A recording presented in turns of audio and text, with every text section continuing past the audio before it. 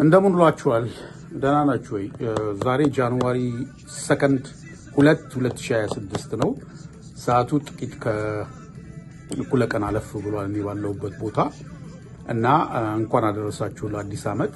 ዛሬ ስለ እግዚአብሔር ጦር ዕቃ ነው መናገር የምፈልገው። ከሁለት ቀን በፊት በጣም ጠዋት ስነሳ ወደ ስራ ልወጣ ስል ይበርድ ነበረ በጣም እና ከዛ በኋላ አንድ ሐሳብ መጣልኝ። እሱም ምንድነው እኔ እንግዲህ ከቤት በመውጣበት ጊዜ ዛሬ እንዲሁም የተሻለ ነው። የዛን ቀን እንግዲህ ወደ 23 በዲግሪ ፋራናይት እንግዲህ ወደ አማርኛ በምንቀይርበት ጊዜ ከዜሮ በታች 5 እንዲሁም ፊልስ ላይክ የሚል አለ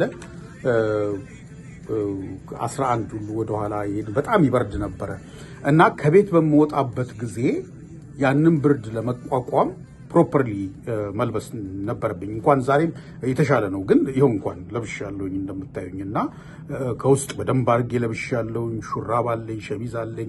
ከዛ በተረፈ ደግሞ አንገቴን ሁሉ እዚህ ጋር ክፍት እንዳይሆን ይሄው እንደምታዩት ስካርፍ አድርጌ ያለሁኝ። አውጥቼው ነው እንጂ ይሄው ግላፍ ወይም ጓንት አለኝ። ይሄን አድርጌ ነው የምወጣው እና ያንን ባላደርግ ግን ችግር ላይ ወድቃለሁ ማለት ነው። ችግር ላይ ወድቀው አንደኛ ይበርደኛል፣ ሁለተኛ ነገር ደግሞ ጉንፋንም ይዘኛል። ከባሰበት እንዲሁም ኒሞኒያ በጣም ችግር ውስጥ ወድቃለሁ፣ በሽታ ላይ ወድቃለሁ ማለት ነው። ስለዚህ ይሄን ነገር ለመቋቋም እንደዛም ሆኖ እንኳን እኮ ሊበርደኝ ወይም ሊያመኝም ይችላል። ነገር ግን የራሴን ድርሻ መወጣት አለብኝ። ልክ እንደዚሁ መንፈሳዊ ነገር እንደዛ ነው። እንግዲህ በኋላ እዚህ ጋር እናየዋለን። ግን ሰይጣን ክርስቲያኖችን አታክ ያደርጋል በተለያየ መንገድ። አታክ በሚያደርግበት ጊዜ አሁን የተለመደ ነገር አለ። ይሄ ሰይጣንን ተቃውሞት እሱም ከእናንተ ይሸሻል ይባላል። ስለዚህ እንትንልና በግልም ይሁን በቤተ ክርስቲያንም በቃ አንተ ሰይጣን ነቅቼብሃለሁ፣ ካሁን በኋላ እቃወማለሁ፣ ከአየር ላይ አወድቅሃለሁ ምናምን። ለእኔ ይሄ ዝም ብሎ ፉከራ ነው። ከይቅርታ ጋር የተለመደ ስለሆነ እውነት ይመስለናል እንጂ ፉከራ ነው። እንዲሁም ከት ብሎ ነው የሚስቅብን የሚመስለን። እንደዛ ስላልነው አይወድቅም። እንደዛ ስላለን አይወድቅም። ሰይጣንን መጣል ሳይሆን የጣለው ኢየሱስ ክርስቶስ ነው ያሸነፈው። እኛ ሬዚስት ነው ማድረግ ማለት ሬዚስት ማድረግ ማለት መቃወም ወይም ወደኛ እንዳይመጣ መግፋት ነው የምንችለው። ያም ደግሞ እኛ በቅድስና በምንኖርበት ጊዜ በእግዚአብሔር በምንከለልበት ጊዜ እሱ ያንን ነገር በጣም ከኛ የባሰ ኃይለኛ የሆነውን ነገር ሰንጥቆ ሊገባ አይችልም እና እግዚአብሔር ደግሞ ይጠብቀኛል ብሎም ዝም ብሎ መቀመጥም አያስፈልግም። ስለዚህ በትክክል የእግዚአብሔርን ጦር ዕቃ መልበስ ያስፈልጋል።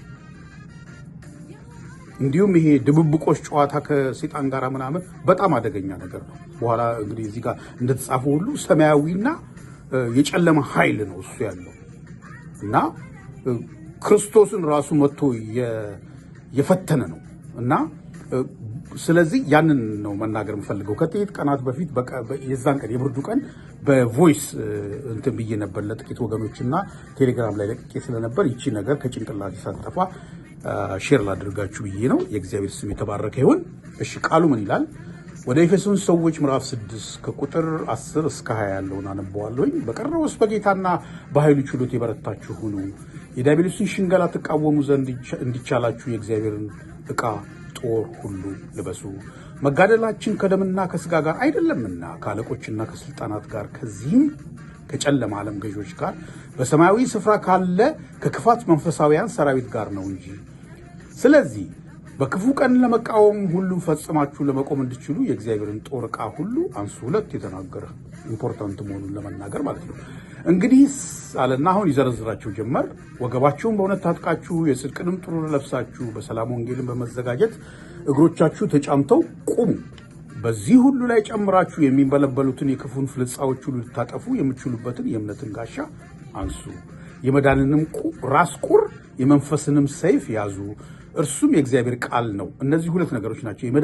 የመዳንንም ራስ ቁር ያዙ፣ የመንፈስንም ሰይፍ ያዙ፣ እርሱም የእግዚአብሔር ቃል ነው። በጸሎትና ሲዘጋው በጸሎትና በልመናም ሁሉ ዘወትር በመንፈስ ጸልዩ፣ በዚህም ሐሳብ ስለ ቅዱሱ ሁሉ እየለመናችሁ በመጽናት ሁሉ ትጉ። ደግሞ የወንጌልን ምስጢር በግልጥ እንዳስታውቅ አፌን በመክፈት ቃል ይሰጠኝ ዘንድ ስለ እኔ ለምኑ ብሎ ሐዋርያው ጳውሎስ ይናገራል። ስለ ወንጌልም በሰንሰለት መልእክተኛ የሆንኩ መናገር እንደሚገባኝ ስለ እርሱ በግልጥ እናገር ዘንድ ለምኑ። በሰንሰለት መልእክተኛ ስላለ የኤፌሶን መልእክት የተጻፈው ሐዋርያው ጳውሎስ እስር ቤት እያለ ነው ማለት ነው።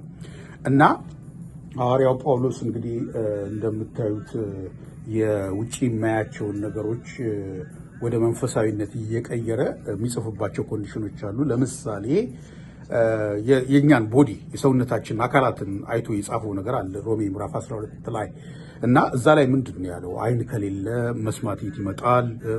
ጆሮ ከሌለ መስማት የት ይመጣል?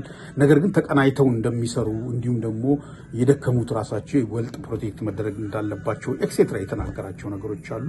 እንደገና ደግሞ ለምሳሌ ውድድርን በተመለከተ አድርጉም የተናገራቸው ነገሮች አሉ እና ከነዚህ ውስጥ እስር ቤት በነበረበት ጊዜ እንግዲህ የሮም እስር ቤት ነው የነበረውና ጠባቂዎች አሉ። ጠባቂዎቹን በሚያይበት ጊዜ የለበሱትን ልብስ አይቶ ነው እንግዲህ እነዚህን ነገሮች ለኛ የጻፈልን። እግዚአብሔር ማስተዋል ሰጥቶት ማለት ነው። እና ለምንድን ነው የለበሱት እነዚህ የሮም ወታደሮች ብሎ በሚያይበት ጊዜ ወደ ለኛ በሚጠብቅ ሁኔታ ወደ መንፈሳዊነት አቀረበው ማለት ነው። እሺ በቀረውስ ባይሉ ችሎትና ይበረታችሁ ነው። እንግዲህ ብዙ መናገር ይቻላል፣ ግን ፎከስ ማድረግ የፈለኩት እነዚህ ልብሶቹ ላይ በተመለከተ ነው። እንግዲህ ወይም ዩኒፎርሙ ላይ የዲያብሎስን ሽንገላ ተቃውሞ ዘንድ እንዲቻላችሁ የእግዚአብሔርን ጦር ዕቃ ሁሉ ልበሱ፣ መጋደላችን እንግዲህ ህይወት ራሷ ትግል ናት። እንኳን የክርስትና ህይወት ማለት ነው። ሁሉ ነገር አልጋ ባልጋ ይሆናል የሚባል ክርስትና የፉገራ ክርስትና ነው። ይቅርታ ስለ ቃላቴ ነው። መጋደል ያስፈልገዋል፣ መታገል ያስፈልገዋል። ምክንያቱም ያንን ነገር የሚቃወም ኃይል አለ። በመጀመሪያ ደረጃ ሰይጣን አለ። ከዛ ቀጥሎ ደግሞ የወርልድ ሲስተም እንግዲህ የዓለም ሲስተም ራሱ አለ። ለምሳሌ ቤተሰቦች ምናምን ክርስቲያን በምንሆንበት ነገር አይሉም። ስለዚህ ያ ሁሉ አለ። ያንን ለማድረግ እንግዲህ የበረታ መሆን ያስፈልጋል። ግን ጥሉ ወይም መቃወሙ መንፈሳዊና የረቀቀ ነው። መጋደላችን ከደምና ከስጋ ጋር አይደለም፣ ከሚታይ ነገር አይደለም። አይታይም። ማን ናቸው? ከአለቆችና ከስልጣናት ይለዋል። አለቃዎች ናቸው፣ ስልጣናቶች ናቸው። ለዚህ ነው ከሰይጣንና ከዲያብሎሶች ጋር ድብብቆች ማያስፈልገው። ከዚህም ከጨለማ ዓለም ገዦች ናቸው። ጭራሽ ምንድን ናቸው? እንደገና በሰማያዊ ስፍራ ካሉ ከክፋት መንፈሳዊያን ሰራዊት ጋር ነው ይላል። በጣም ደንጀረሶች ናቸው። እና ምን እናድርግ? ስለዚህ በክፉ ቀን ለመቃወም ሁሉ ፈጽማችሁ ለመቆም እንድትችሉ የእግዚአብሔርን ዕቃ ጦር ሁሉ አንሱ ይላል። ሁለት ጊዜ ደገመው። ሁለት ጊዜ ቬሪ ኢምፖርታንት መሆን። ምንድን ናቸው እነሱ? 6 ናቸው። አንደኛ ወገባችሁን በእውነት ታጥቃችሁ ይላል። እውነት ምንድን ነው? ኢየሱስ ክርስቶስ ነው። በጲላጦስ ያለው ነገር አለ አይደለም እንዴ? እውነት ምንድን ነው? ወንጌል ነው። ኢየሱስ ክርስቶስን ኢሳይያስ ምዕራፍ 11 ቁጥር 5 ላይ የወገቡ መታጠቂያ ጽድቅ ነው ይለዋል። ራእይም ላይ አለ በታየበት ጊዜ ምዕራፍ 1 ላይ እና በዚህ መታጠቂያ ያስፈልጋል። ሁለተኛ የጽድቅንም ጥሩር ለብሳችሁ። ጥሩር የሚለው ቃል ብሬስት ፕሌስ ማለት ነው። እዚህ ጋር የሚደረግ እንግዲህ የድሮ ፊልሞችን በምናይበት ጊዜ እዚህ ጋር ይደረጋል። እዚህም ቢሆን ደግሞ አሁን ለምሳሌ ፖሊሶች ምናምን ነገር ከውስጥ የሚለብሱት ነገር አለ። ቡሌት ፕሩፍ የሆነ ነገር እንደዛ ተመቶ እንኳን ጥይቱ አስቸጋሪ ነው እና ይሄ ምንድን ነው? አደገኛ ነገሮች ናቸው። ልቡ ከተመታ እዚህ ውስጥ ያሉ እንግዲህ ልብ ለምሳሌ የሰው ልጅ የሚያስብ እንግዲህ ልብ የሚለውን ነገር በኦርጋኖችን በእነዚህ ነገር ፕሮቴክት የሚያደርግ ማለት ነው። ስለዚህ የጽድቅን ጥሩር ለብሳችሁ። ስለዚህ ከሰይጣን የሚመጡ ነገሮችን በዚህ በጥሩር ጽድቅ ነው በሱ እንትን ታደርጉታላችሁ ማለት ነው።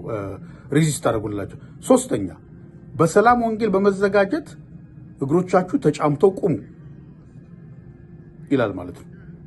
የሰላም ወንጌል እሱን ይዘን ነው መውጣት ያለብን። ከእግዚአብሔር ጋር ሰላም ከመሆን ጀምሮ ከወገኖች ጋር የትም በምንሄድበት ሁሉ ይህን ተጫምተን ነው መውጣት ያለብን። እንግዲህ የሰላም ወንጌል። ኦኬ። አራተኛ በሁሉ ላይ ጨምራችሁ የሚንበለበሉትን የክፉን ፍላጻዎች ልታጠፉ የምትችሉበትን የእምነትን ጋሻ። እንግዲህ ይሄ እዚህ ጋር ነው። ይሄ ብሬስት ፕሌስ ጥሩር የተባለው ነገር ይሄ ጋሻው ግን ወደዚህም ይሄዳል፣ ወደዛም ይሄዳል፣ ከላይም ይመጣል። ምክንያቱም እንግዲህ በዛን ጊዜ የነበረው ጦርነት በቀስት ነበረ። ስለዚህ በሱ ነገር እንደዚህ ፕሮቴክት እናደርጋለን ማለት ነው። የእምነት ጋሻ ነው ማለት ነው። የእምነት ጋሻ እንግዲህ የድሮ ጦርነቶችን በምናይበት ጊዜ ራሱ አንድ ላይ ተሰባስበው መሀል ላይ ይገቡና ጋሻቸውን እንደዚህ አድርገው ከላይ እንግዲህ ፍላጻ በሚደረግበት በዛ ፕሮቴክት ያደርጋሉ። ስለዚህ እምነት ራሱ እንግዲህ እምነት ማለት ዕብራውያን ምዕራፍ 11 ላይ ቁጥር 1 እምነት ተስፋ ስለምናደርገው ነገር የሚያስረግጥ አንድ የማናየውንም ነገር የሚያስረዳን ይላል። ስለዚህ የማናያቸው ፍላጻዎችን ሁሉ ፕሮቴክት የምናደርገው ይሄ እምነት በተባለው ጋሻ ነው ማለት ነው። እሺ ቁጥር 5 የመዳንንም ራስ ቁር ያዙ የምትለው ቃል እንግዲህ እዛ ጋር ለሁለቱ ስትጠቅም ያዙ የመዳንን ራስ ሳልቬሽን የሚባለው ነው። እንግዲህ ጭንቅላት ከተመታ ወዲያውኑ ነው የሚሞተው። ነገር ግን ያንን ነገር ፕሮቴክት ለማድረግ ሳልቬሽን ወይም ደህንነት የሚባለው ነገር በጣም ኔሰሰሪ ነገር ነው። ይሄ ሳልቬሽን ወይም ደህንነት የሚባለው ነገር ምንድነው? ዘላለማዊ ነው። ዘላለማዊ የትም አይሄድም። በቃ ውስጣችን ያለውን ነፍሳችንን ሴኪዩር የሚያደርጋት ነገር ነው ማለት ነው። ስለዚህ እሷ በሰይጣን እንዳትጠቃ፣ በሰይጣን እንዳትጨቆን፣ በሰይጣን እንዳትያያዝ ወይም ፈተና እንዳይገባባት ደህንነት በሚባል ነገር ትያዛለች ማለት ነው ጭንቅላት። ስድስተኛውና የመጨረሻው ደግሞ የመንፈስንም ሰይፍ ያዙ ይላል። እርሱም የእግዚአብሔር ቃል ነው አለ። እዛው ጋር ተረጎሙ ማለት ነው። የመንፈስ ሰይፍ ምንድነው? የእግዚአብሔር ቃል ነው። ሰይፍ ምንድነው? መከላከያም ነው፣ ማጥቂያም ነው። አሁን ሻምላ ፊልም ላይ ምንም ላይ በምናይበት ጊዜ አንድ ሰው ሲመታ እንደዚህ ይከላከላል። ነገር ግን ማጥቂያም ነው እና የእግዚአብሔር ቃል ነው። በእግዚአብሔር ቃል ላይ ደግሞ በጣም እንግዲህ ማደግ አለብን ማለት ነው። መመስረት አለብን። በሱ ነው ዋና ሰይጣን ልናጠቃው የምንችል። ኤግዛምፕሎች አሉ። የመዝሙር መጽሐፍ 119 ሙሉ በሙሉ ስለ እግዚአብሔር ቃል ነው የሚናገረው። ቁጥር 11 ላይ ምን ይላል? አንተን እንዳልበድል ቃልን በልቤ ሰወርሁ ይላል። ስለዚህ የእግዚአብሔር ቃልን በልብ መያዝ፣ ሁሌ ማጥናት፣ ማንበብ ያስፈልጋል። የእግዚአብሔር ቃል ደግሞ ምንድን ነው? ሌላው ደግሞ ዕብራውያን ምዕራፍ 4 ላይ የእግዚአብሔር ቃል ሕያው ነው፣ የሚሰራ ነው፣ ሁለት አፍ ካለው ሰይፍ ሁሉ ይልቅ የተሳለ ነው፣ ነፍስንና ጅማትንም ቅልጥምንም እስኪለይ ድረስ የሚወጋ ነው፣ የልብን ስሜትና አሳብ የሚመረምር ነው። ቀጥሎ እኛም በሚቆጣጠር በእርሱ ፊት ሁሉ ነገር የተራቆተና የተገለጠ ነው እንጂ በእርሱ ፊት የተሰወረ ፍጥረት የለም። በእግዚአብሔር ቃል ፊት የተሰወረ ነገር የለም። በጣም ፓወርፉል ነው እና የእግዚአብሔር ቃል ለማጥቂያ ለመከላከያ በጣም ኢምፖርታንት ነው።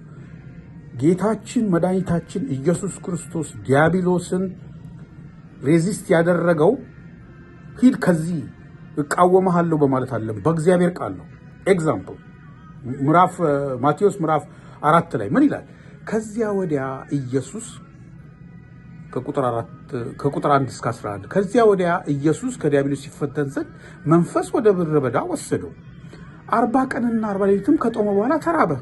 ፈታኝም ቀርቦ ይላል የእግዚአብሔር ልጅ ከሆንክ እነዚህን ድንጋዮች እንጀራ እንዲሆኑ በል አለው።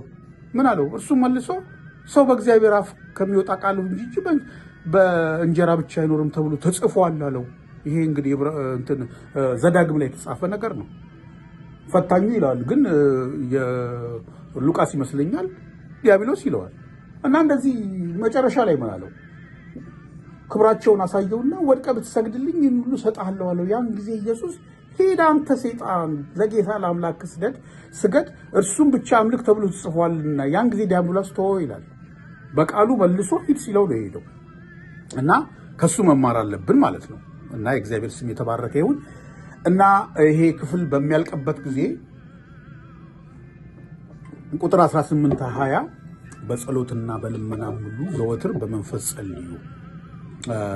እነዚህን የእግዚአብሔርን ጦር ዕቃ ከለበስን በኋላ ደግሞ መጸለይ ያስፈልጋል፣ ልመና ማድረግ ያስፈልጋል። ዘወትር ነው የሚለው። በመንፈስ ሲባል ደግሞ በመንፈስ የሚለው ነገር ራሱ ዲፕ እዛ ውስጥ መግባት አልፈልግም እንጂ በልሳን መጸለይ ብለው የሚተረጉሙ ነው።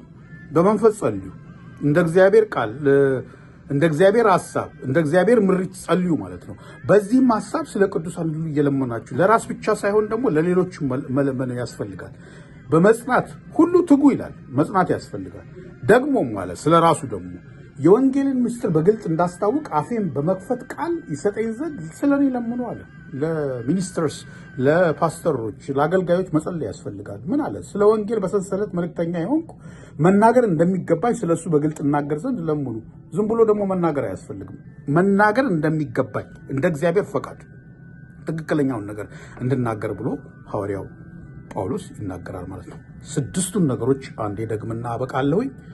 ወገባቸውን በእውነት ታጥቃችሁ የጽድቁንም ጥሩር ለብሳችሁ በሰላም ወንጌል በመዘጋጀት እግሮቻችሁ ተጫምተው ቁሙ። በሁሉ ነገር ጨምራችሁ የሚንበለበሉትን የክፉን ፍላጻዎች ልታጠፉ የሚችሉበትን የእምነት ጋሻ አንሱ። የመዳንንም ቁር ያዙ። የመንፈስ ሰይፍ ያዙ፣ እርሱም የእግዚአብሔር ቃል ነው። የእግዚአብሔር የአባታችን ስም የተባረከና የተቀደሰ ይሁን። አጭር ጸሎት እናደርጋለን። ጌታ እግዚአብሔር አምላካችን ሆይ እጅግ አድርገን እናመሰግናለን ስለ አዲስ ዓመት ሁሉ።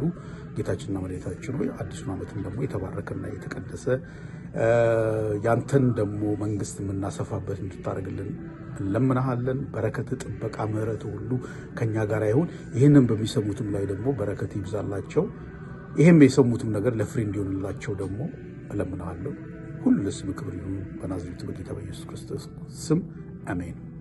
በነገር ሁሉ ተባረኩ። ባባይ